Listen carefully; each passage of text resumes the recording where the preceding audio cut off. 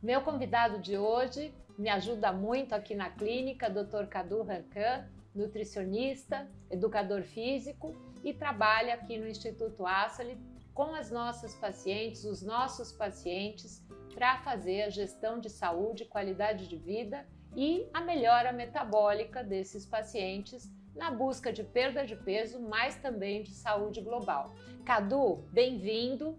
Eu queria falar com você sobre um tema muito importante, que é o nosso dia a dia, e isso é uma realidade de todos os consultórios. Eu acho que você, na tua vida, na tua missão profissional, está encontrando todo momento com essa questão dos pacientes que buscam emagrecer não comendo. Existe uma fobia em relação à busca alimentar, ao ato de comer, a sentar à mesa, e esse planejamento entre metabolismo, gasto calórico, entrada de energia e nutrientes para gerar essa taxa metabólica favorável para construção muscular e emagrecimento é a sua missão aqui dentro. Sim. Explica um pouco o que é esse déficit energético, déficit nutricional e falta de controle nesse gerenciamento de peso. Por que essas pessoas não emagrecem? Por que elas estão perdendo cada vez mais músculo? Sim, vamos lá. Obrigado por estar aqui. Estou muito contente em compartilhar esse conhecimento. E é uma coisa que hoje em dia está muito em voga, né? A busca por aquele novo padrão de beleza que é cada vez mais magro e o pessoal quer esse físico muito mais estético. Só que, até por uma questão de exposição hoje em dia nas redes sociais, tem uma confusão, né? Do que seria um déficit energético aceitável, né? Tanto para fins estéticos quanto para uma fisiologia saudável no corpo humano. Mas também do que é um déficit energético que se forma uma carência nutricional. Acho que esse é o ponto principal, né? E uma coisa que as pessoas têm que começar a entender é que o nosso corpo, o nosso metabolismo, ele não entende físico, ele não entende shape, ele não entende, quero ficar com a barriguinha sarada, ou quero entrar no vestido tal para festa tal. Ele entende simplesmente uma questão de oferta energética e demanda nutricional, né? Em que ponto que você está nesse seu metabolismo? Então você está com um metabolismo propício, né, a aceitar um déficit energético um pouco mais exacerbado ou não? E aí que a gente começa a bater naquela questão de, às vezes o déficit energético pode até te fazer perder peso inicialmente, mas ele está tão exacerbado que começa a te prejudicar funcionalmente, metabolicamente. Sim, isso é assim, é muito difícil você trabalhar essa conscientização, principalmente em mulheres que têm essa questão do entrar no manequim, que era 38, agora é 36, e pós-Ozempic, os análogos GLP-1, isso tem ido para um exagero do manequim 34. Então, são mulheres com 50, 60 anos, com um corpo quase num padrão adolescente, quase um pré-púbere, né? Sim. Eu olho muito, e uma perda muscular super importante, que traz um déficit, né, de peso. Realmente, assim, existe uma perda de peso, mas que não se sustenta depois da parada desses medicamentos. Então, como são medicamentos de venda livre, é claro que o apelo, né, do grupo social, de outras amigas, de pessoas de convivência próxima, eu vou emagrecer para o verão, eu vou emagrecer para o carnaval, e entro nessa busca de corpo instantaneamente magro, mas que não vai sustentar um gasto calórico para retirada destes medicamentos. Sim, eu acho que é exatamente isso. No caso do Ozempic, que é exatamente o que você falou, é um análogo de GLP-1, ele basicamente sinaliza saciedade no nosso trato solitário, ou seja, o nosso cérebro ele é estimulado a produzir neurônios sacetógenos que nos dizem assim, não está entrando nutriente, mas não, acho que está sim, porque eu estou estimulando, satisfeito. Só que é muito bem essa questão, né? O Ozempic, então vamos lá, para começar, o Ozempic ele não é um fármaco para emagrecimento, isso tem que ficar bem claro, né? Ele é um fármaco que, pela sua capacidade de diminuir a velocidade de degradação insulinêmica no sangue, ele é usado para pré-diabéticos, diabéticos, exatamente para que, numa medicina integrativa, junto com o endócrino, né, com o próprio psicólogo, quando necessário, o paciente conseguir atribuir junto ao nutricionista um plano alimentar com que o fármaco estimule essa melhora de resposta insulinêmica, que tenha mais carboidratos e ele consiga seguir o planejamento alimentar e começar um plano de reeducação alimentar para essa pessoa, né? Aí, um certo cidadão viu que ele, por uma capacidade sacietógena, estimulava o que a gente começou conversando, que é o déficit energético. Sim. Esse déficit energético causa uma perda de peso, né? E aí, aquele negócio que você comentou, nas interações sociais, vou pro carnaval, o que você usou? Ozempic, emagreci. Então já vou comprar, porque a venda é aberta. Sim. Né? Essa é a coisa mais complicada dele. Eu acho uma droga super inteligente. Todos esses agonistas, não só o Ozempic, desde o lançamento, né, nós temos vários fármacos em diferentes nomes no mercado que realmente trouxeram muito benefício para a parte cardiovascular, metabólica, esteatose hepática, reduz inflamação adipocitária. Então, dá um déficit ponderal importante em pacientes com sobrepeso, melhora a resistência à insulina. Então, realmente é um fármaco que merece os aplausos para o tratamento da obesidade, síndrome metabólica, regulação glicêmica e todas as complicações secundárias à resistência à insulina. Então, eu sempre defendo a droga utilizada para o paciente correto, no momento correto, seguindo todos os riscos secundários ao uso dessas drogas, que cada vez mais nós assistimos. Então, não é uma droga para compra livre, isso teria que ser revisto pelas agências reguladoras, mas está aí como uma resolução instantânea para entrar numa calça 36. Então, isso traz um risco, porque a maioria não está com prescrição, e nós temos, claro, o uso de álcool juntamente. Muitas vezes, pelo déficit nutricional, existe uma compulsão, porque existe um tema no nosso cérebro que é saciedade e o outro é desejo. Sim. Né? Então, muitas vezes você tem a saciedade, mas fica um buraco no cérebro de um déficit energético e um déficit nutricional, aquilo que é conhecido como fome oculta, e aí você vai buscar alimentos de alta carga energética, trazendo uma desnutrição celular e um ganho de peso com uma dieta inflamatória com alta carga glicêmica. Então, essa é a nossa realidade. O que fazer? E é muito o que você falou também, foi engraçado você falar sobre essa parte de episódio de compulsão, ou mesmo busca e desejo após você tentar desmamar o remédio, né, o fármaco.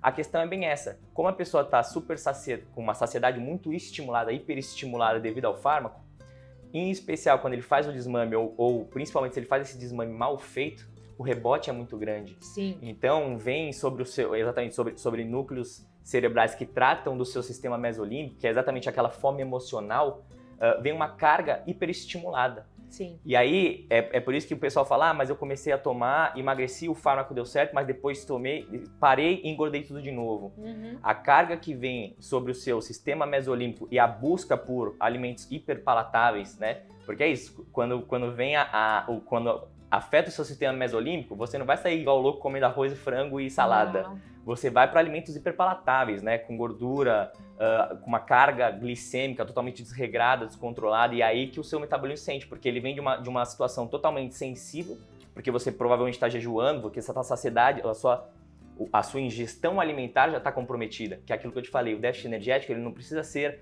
a ponto do seu corpo entender uma carência nutricional, entende? E é por isso que a gente sempre toca no ponto, qual que é a magnitude desse déficit e para quem? Que é mais ou menos o mesmo raciocínio que você acabou de fazer com o fármaco. O fármaco a gente sabe que é excelente e para a comunidade médica ele é incrível, mas quando usado com responsabilidade pelos médicos. Sim, sim. Né?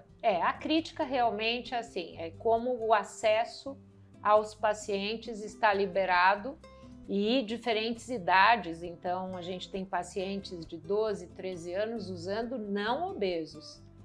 Então, a amiguinha, nossa, e aí você fala, meu Deus. E muitas vezes, assim, esses medicamentos estão escondidos, muitos não sabem da família, então existe uma perda de controle real, né, sobre o uso do fármaco não indicado por profissionais de saúde e existe um mau uso por profissionais de saúde que não têm uma responsabilidade maior sobre uma prescrição ética. Sim. Então, o nosso tema de hoje, que é como lidar com essas questões, tanto no déficit nutricional e essas falsas magras. Nós vemos cada vez mais pessoas com baixo peso, mas com índice de gordura alto. Altíssimo. Esse percentual de gordura você não vai conseguir perder se você não tiver uma construção de massa muscular. Com certeza, ou mesmo uma manutenção da que você já tem num processo de emagrecimento. Então, o nosso organismo, como a gente conversou no começo, ele não entende físico.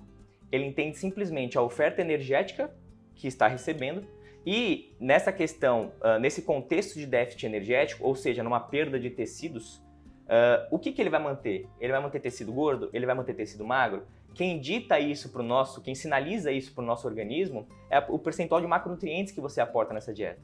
Então, hoje em dia, se vilaniza muito o carboidrato como sendo o vilão do emagrecimento e as gorduras boas como sendo boazinhas para o emagrecimento, né?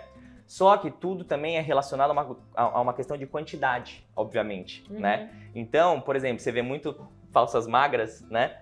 Você vê muitas pessoas que são falsas magras, por quê? Porque elas estão dentro do peso, elas estão eutróficas, né? Só que estão com mais de 30%, 35% de gordura, o que pro frame que a gente brinca, né, da menina é muita coisa. E aí você vai tentar analisar a resposta alimentar dela, né? E você vê uma quantidade absurda de gorduras boas. Então sim, e são ótimas para metabolismo, tudo isso. Mas se não quantificadas, a sinalização que você passa num contexto de déficit energético tudo bem, estou em carência energética, preciso disponibilizar tecidos, só que estou com uma dieta totalmente hipoproteica ou mesmo hipoglicídica, então não tenho energia para manter tecido magro, basicamente muscular, né? E aí acaba que sua composição reflete isso. Eu vejo muitas vezes você me mandando fotos de pacientes super reativas a comer, né? Então, que a gente fala, vai, coragem, coma, faça uma refeição, sente à mesa e come um arroz, feijão, né, e um peixinho, ou se você é vegetariano, preferencialmente vegetariano, faça, né, uma abordagem que exista proteína vegetal, que é um pouco o meu caso, e como trabalhar com essa coragem para essas mulheres voltarem a comer. E não esquecendo que os homens também estão com esse transtorno. Com certeza. Uma outra forma, né, que é não ter nenhuma barriga, tá sarado e definido, e muitas vezes entram um pouco nessas questões que não sentam para comer, estão trazendo sempre uma queixa de fadiga no treino, que é o outro lado, né? Então não estão performando no treino, e aí o resultado também acaba não sendo promissor. E até pela prática clínica, a gente acaba identificando alguns problemas muito característicos, homens e mulheres. Então, mulheres é muito essa questão do excesso de restrição, né? Homem é a questão muito de períodos longos sem comer. Então, ele até tem um déficit energético, mas é aquele negócio, toma um café e vai comer só final da tarde. E aí come uma tonelada de carne. Você tem o rebote de compensação alimentar, obviamente, né?